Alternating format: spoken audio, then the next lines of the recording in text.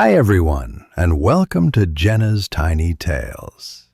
Are you ready to climb a tall tower?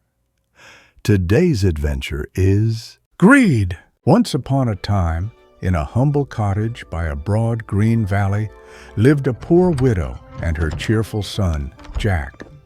Their home leaned with age, the thatch sagging like tired shoulders. Their only treasure was Milky White, a gentle brown cow giving milk to sustain them through tough times. But as seasons passed, Milky White's milk grew thin. Jack's mother sold what little butter she could, mended neighbors' clothes, and prayed for better fortune. One chilly morning, with their last crumbs gone and the hearth nearly cold, she sighed to Jack, "We have no food left and no money to buy more. Take Milky White to market and sell her. Whatever you get must keep us alive." "Don't worry, Mother. I'll bring home a fair price." Though sad to part with his beloved cow, Jack kissed her cheek, took the rope, and headed toward the village market. The sun was high when Jack reached a bend shaded by oak trees. There he met a strange little man with twinkling eyes and a green cloak. "Good day, young traveler." "That's a fine cow you have." Jack explained his errand, and the man stroked his beard thoughtfully. "So, you seek gold? Enough to buy food for you and your mother?" "Yes, sir."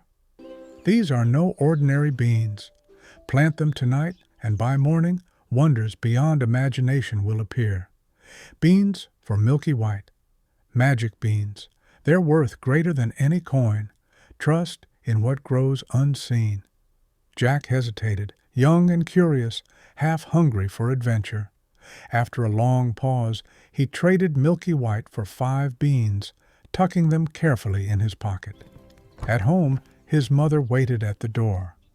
"Did you sell her?" "Look, Mother. Magic beans. They'll grow overnight into something wonderful." "Magic beans? Oh, Jack, what foolishness." She flung them out the window, trembling with anger and despair. "You've traded our last hope for nonsense. Now we'll surely starve." Jack tried to comfort her, but she wept quietly by the fire. That night, ashamed and sorrowful, Jack crept to bed, her sobs echoing in the small room. At dawn, golden light shimmered against Jack's window. Outside, where the beans fell, stood a towering beanstalk as thick as a tree trunk, rising into the clouds. Its leaves gleamed like emerald glass, spiraling into misty heavens. Jack's heart leapt. "Mother, come quick. The beans were truly magic." "Don't climb that nonsense, Jack. You'll break your neck." But Jack's curiosity burned brighter than fear. He gripped the first vine, placed his foot on a leaf the size of a platter, and began to climb. Higher and higher through mist and cool breezes smelling of rain and sky. Birds circled below, wings mere dots. The world shrank. Fields and cottages turned to a patchwork beneath his dangling feet. After what felt like hours, Jack reached the top and pulled himself onto a land unlike any he'd seen. Clouds formed rolling meadows. Air hummed with soft music from unseen winds. Jack wandered along a path paved with silver stones until he came upon a great castle. Its towers pierced the clouds, and the gate was so tall even a horse could pass beneath without ducking. Near the gate stood a woman, a giantess, with kind eyes and arms strong enough to lift a tree. "Good morning, ma'am. I'm hungry and far from home. Could you spare a bite?" "Poor boy, I'd gladly give breakfast, but my husband would eat you. Please, I'll be quick and gone before he knows." Pity stirred her heart. She lifted him gently into the kitchen, gave him a piece of bread as large as his head, and a mug of milk big enough to bathe in. But before he could finish, came heavy thuds. "Quick, hide, and stay still." A shadow filled the doorway. The giant strode in, monstrous tangled hair, tusk like teeth, voice roaring. Fee, fee, fo, fum. Alive or dead, I'll grind his bones to make my bread. You smell nothing but wind, dear. You've been hunting too long. The giant snorted, sat heavily. On the table he placed a sack of gold coins, clinking like raindrops of metal. He counted slowly, nodded off.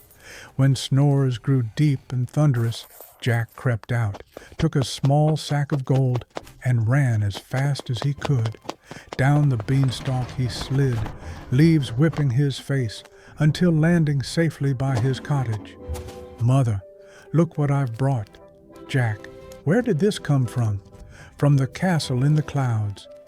Jack told her everything, the giantess, the castle, the treasure. Frightened but unable to deny the fortune, they lived well for a while, buying food and repairing their home. But gold did not last forever. When the last coin was spent, Jack looked once more at the towering beanstalk swaying in the sunlight. "Please, Jack, don't go. It's too dangerous. I will climb again. Perhaps there's more to find." He climbed the beanstalk again, up through cloud and wind, and reached the land above. At the castle gate, the giantess frowned. "You again!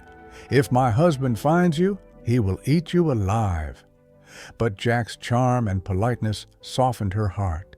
Reluctantly, she hid him in a copper pot. Soon, heavy footsteps came.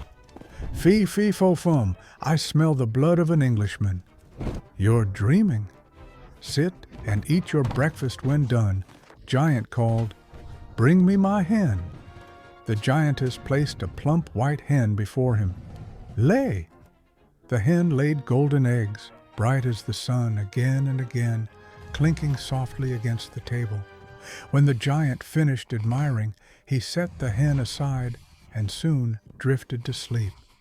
Jack waited until the snores began, crept from hiding, grabbed the hen, and dashed away. The hen squawked once, then nestled quietly in his arms as he climbed down. His mother waited, wringing her hands.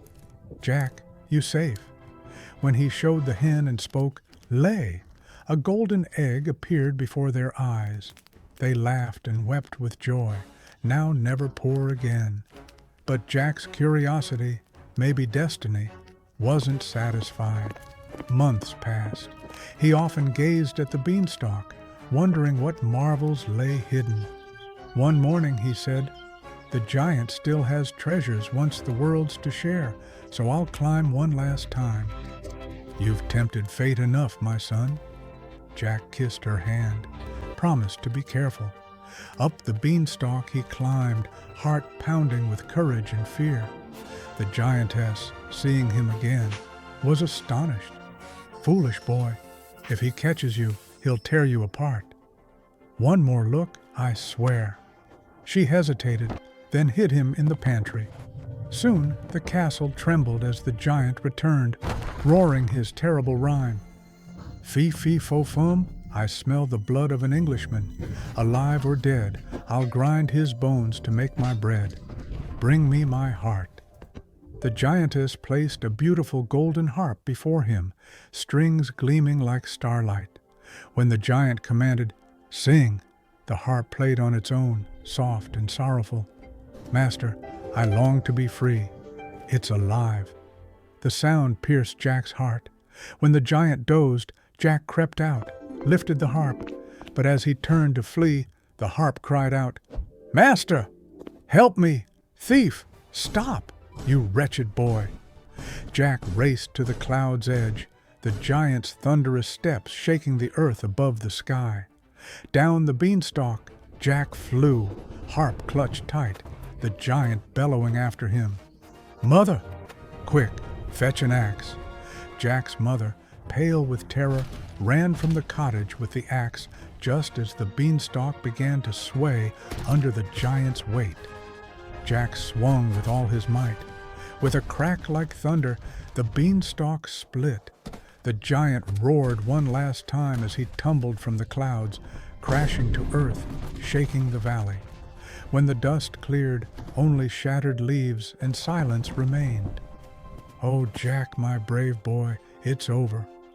The harp, resting in his arms, sang softly. From then on, Jack and his mother lived in comfort and kindness. The hen laid golden eggs.